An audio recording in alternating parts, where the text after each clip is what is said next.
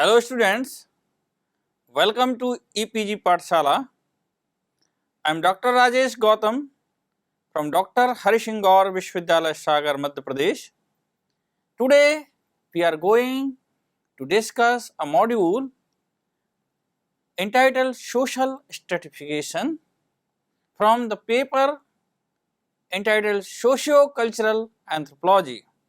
So my dear students, in this module you will come to know what is social stratification, how the society has stratified in different strata, reasons behind this kind of stratification, why such kind of stratification exists in society, types of stratification, how many types of stratifications are around the globe, and finally we will also understand different theories of stratification. So let first we start with what is social stratification. Social stratification is a particular form of inequality which refers to the presence of social groups which are ranked one above the other, usually in terms of the amount of power, prestige, wealth their members possesses. It is important to make a difference between social inequality and social stratification. The term social inequality implies simply refers to existence of socially created inequalities. Those who belong to a particular group or stratum will have some awareness of common identity. They will share a similar lifestyle which to some degree will distinguish them from members of other social strata. Social stratification can be of various type, but the rank and hierarchy are the common form of stratification. The notion of rank, hierarchy and stratification are not same, but they share something in common. Rank means status. In rank, status may be ascribed on the basis of descent from heredity. In many of the simpler societies, persons belonging to certain line of descent are regarded as superior to others and are entitled to receive some form of respect and may sometimes have other privileges. The clearest case of such differentiation by rank is that of royal families, the descendants of king and chiefs. Society may be simply divided into royal or nobles and commoners, but there may be much more elaborate ranking systems. Hierarchy is another form of social stratification, which means the relationship of authority and obedience, superiority and subordination, while rank in itself simply implies status. Army is one of the best example of hierarchical structure. An officer of higher rank can give order to any officer of lower rank. This hierarchy is also maintained in different societies. Another form of social stratification we discuss here is based on caste and class. Hierarchical status ascribed in case of caste and achieved in case of class. The most elaborate system of social stratification is that of Hindu caste system. This system is based on the idea of pollution.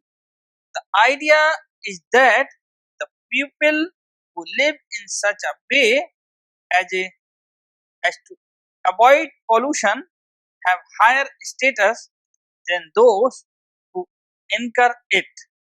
Certain substances are conceived as polluting, and people whose occupation require them to handle these are of low caste. Every caste is called by the name of some occupation, though only a minority of members of any caste follows the occupation after which it is called. Caste membership is hereditary, and the pupil should not marry outside their own caste. According to Hindu theology, there are five divisions running through all societies. One is Brahmin or priest at the top, followed by Kshatriya, Vaishyas who are traders. Then at the bottom there are Shudras or servants who are untouchables.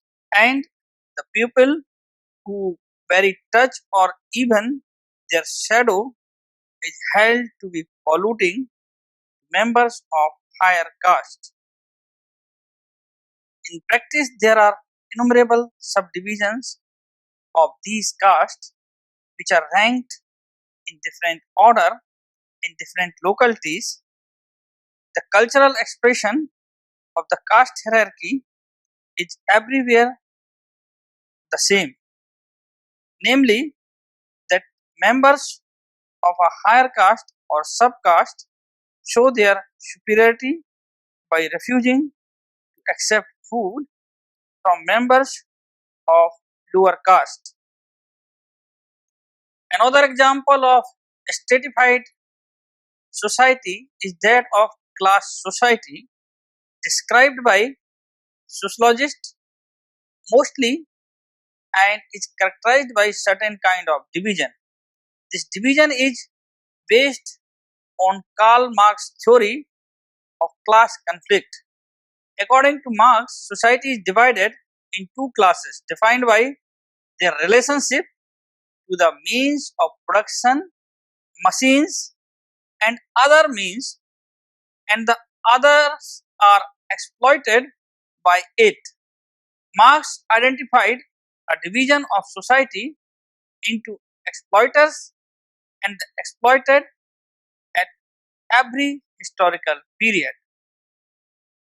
The essential division of class in the technical sense and other divisions of stratified society is that division into classes are based on occupation and income, whereas in African societies it is based on race.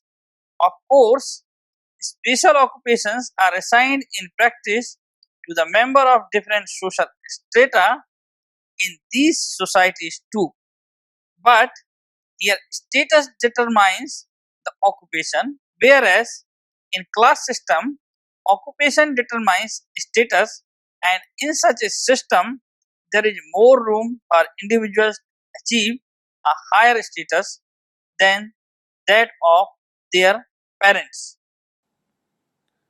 Dear students, to understand social stratification, we should know the theories of inequality.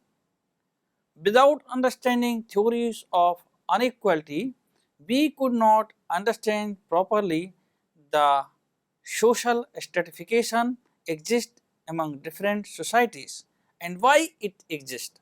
To understand all these aspects of social stratification, let me discuss about theories of inequalities.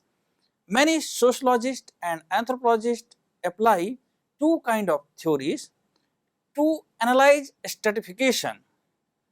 One hold that a high degree of inequality in the distribution of rewards and is necessary, morally justified and beneficial to all members of society. Unless society offers unequal reward for unequal talent and efforts, the most talented pupil will have no incentives to put their talents to work for the welfare of all. This view is called functional theory.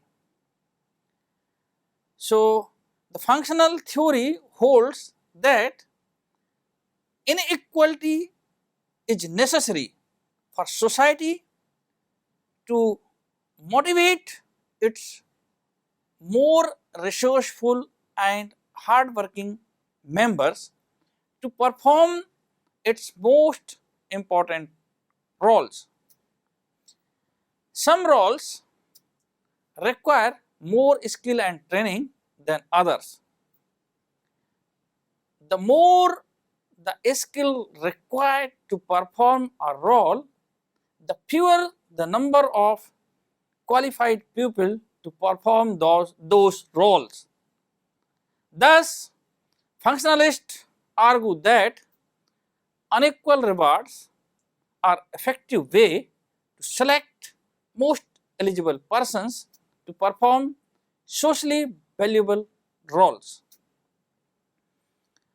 Then second theory is conflict theory. The most theory, the conflict theory starts from the objections to the functionalism. They claim that stratification is based on control over productive resources such as land, labor, and technology. Once the elites gain control over the resources, they get other people to do the task that benefits them most. This type of control varies between different kinds of economic system. In ancient pre-industrial states and chiefdoms, the noble class controlled the land and the commoners had to pay tax and labor in return for the privilege of using it. In parts of feudal Europe, the serfs were tied to their estate and ordinarily had strong rights over the land and worked, but they still had to contribute a certain number of days of work for a certain amount of their harvest to their lord per year. Fourth theory behind social stratification is ideologies. While analyzing stratification, one comes across a basic question: how does such high degrees of inequalities persist in stratified societies? Resentment, rebellion, and occasional attempts of revolution occurs in all parts of the world. Many powerless and poor people do not simplify, do not simply accept their position in the social hierarchy. Inequality is a major source of social unrest. Arguably, global economic inequality and concern about cultural imperialism are to some extent responsible for international terrorism as ethnic conflict and religious ideologies are in existence. Use of coercion and oppression to maintain wealth and power potentially reduces the honor and esteem of one of the three rewards offered by stratification. Further stratification system that rely mostly on force seem to be short lived.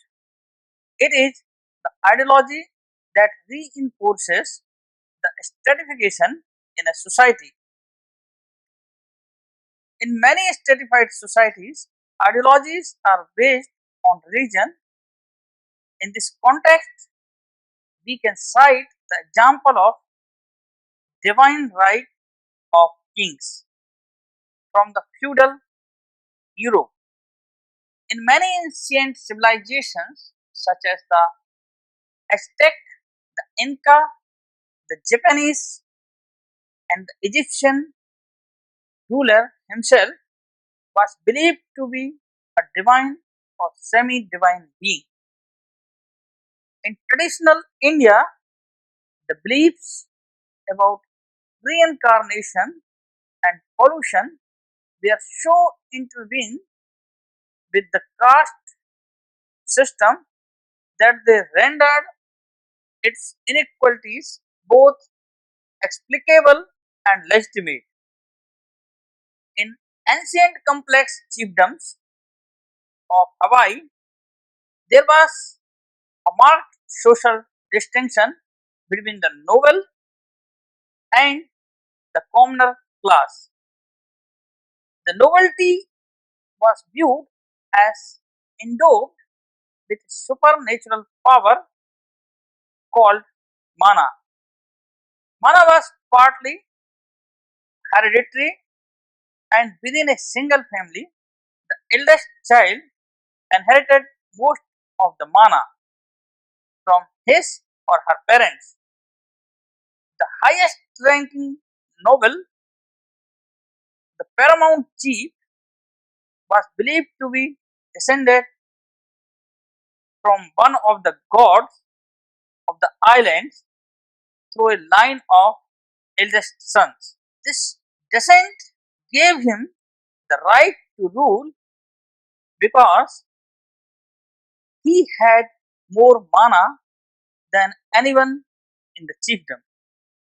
Other nobles were relatives of the paramount chief and were also endowed with mana. Mana gave the chiefs the power to curse those who were disloyal or disobedient or violated some taboo, which further reinforced their authority.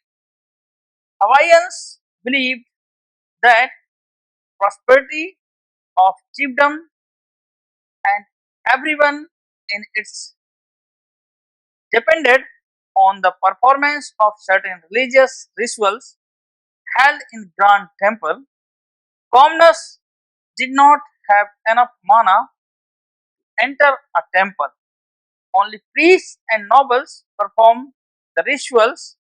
Indeed, to ensure prosperity, everyone in the chiefdom thus relied on the social elite for their well-being. The above examples illustrate a few ways religion serves ideological functions in some societies. In modern societies, ideologies are more secular in orientation because effective ideologies must be compatible with people's overall cultural ideas about how their society works. In the United States of America, ideas about the social and economic usefulness of inequality, about the fairness of unequal rewards for unequal talents and efforts, and about how the well to do achieve their wealth are often interpreted as secular ideologies. Now let me distinguish between caste and class. In both form of social stratification, as we know, caste is hereditary, in which person born in a caste cannot change his caste. For example, a person is born in any of caste identified as Shudra like Chamar, Dumar, Mehtar, Bhangi and so on, they cannot be Brahmin. They cannot change their caste. It is based on belief system and religious dogmas. Their occupation is also pre-decided. Even they can't change their occupation at larger extent. For example, the Shudras cannot be priests in temple of any village or town. They cannot practice priesthood and it could not be acceptable if they will do like that. On the other hand, in the societies where there is stratification on the basis of class, a person can achieve higher rank even being born from the parent of lower rank or lower strata. He can also change his occupation or on the basis of his occupation, his class would be decided. In this way, we can distinguish between caste-based stratified societies and class-based stratified societies. In class-based stratified societies, there are chances or more scope of being changed his or her class, whereas in caste-based societies, there are limited chances of changing the caste or there is almost no chance of changing anybody's caste. Nobody can claim or accepted as Brahmin if he is born from parents of lower caste. So dear students, now let's come to summarize this module what you have learned regarding social stratification, its definition, types, different theories. As I told you, all human societies from the simplest to the most complex have some form of social inequality. Inequality refers to the degree which culturally valued material and social rewards are given disproportionately to individuals, families and other kind of groups. Rewards in terms of wealth, power, prestige from the basis of degree of form the basis of degree of inequality. So the social stratification is the form of inequality found in every society. It states the culturally valued material and social rewards are not equally distributed, not distributed evenly. Stratification is different from rank and hierarchy. Rank is the status ascribed mostly on the basis of descent. Hierarchy is the relationship of authority and obedience, superiority and subordination. Stratification refers to inequality based on ascribed, that is caste, or achieved class, that is status. Stratification is mostly based on certain ideologies. In Indian society, as we have seen in this module, there are stratification on the basis of caste. If a person is born in a particular caste, he cannot change his caste. But in class society or where there is stratification on the basis of class, the person born from the parents of lower class, he have opportunity to change his class.